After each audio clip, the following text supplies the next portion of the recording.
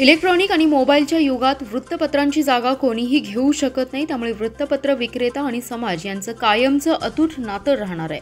विधानसभा निवडणुकीनंतर राज्यात महाआघाडीची सत्ता आल्यावर वृत्तपत्र विक्रेत्यांचे प्रश्न मी विधानसभेत मांडून न्याय मिळवून देण्यासाठी कटिबद्ध असल्याची ग्वाही पृथ्वीराज पाटील यांनी दिली आहे। पृथ्वीराज पाटील फाउंडेशनच्या वतीने वृत्तपत्र विक्रेता भवनमध्ये आयोजित वृत्तपत्र विक्रेता एजंट रेनकोट वितरण कार्यक्रमात ते बोलत होते।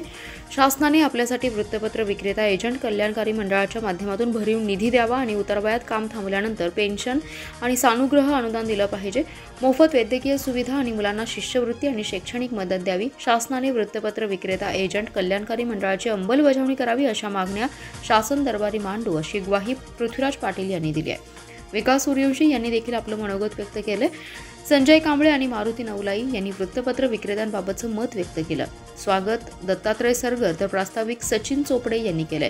यावेळी पृथ्वीराज पाटील फाउंडेशनचे अध्यक्ष बिपिन कदम, प्राध्यापक ND बिरनाळे, आयुब निशांदार, प्रशांत अहिवळे, सागर घोरपडे, सुरेश कांबळे, नागेश कोरे, कृष्णा जामदार, श्रीकांत दुधाळ, दीपक वाघमारे, बजरंग यमगर, प्रशांत साळुंखे, बाळासाहेब पोरे, जावेद शेख, देवानंद वसगडे आणि वृत्तपत्र विक्रेता एजंट लाईनमन मोठ्या संख्येने उपस्थित होते।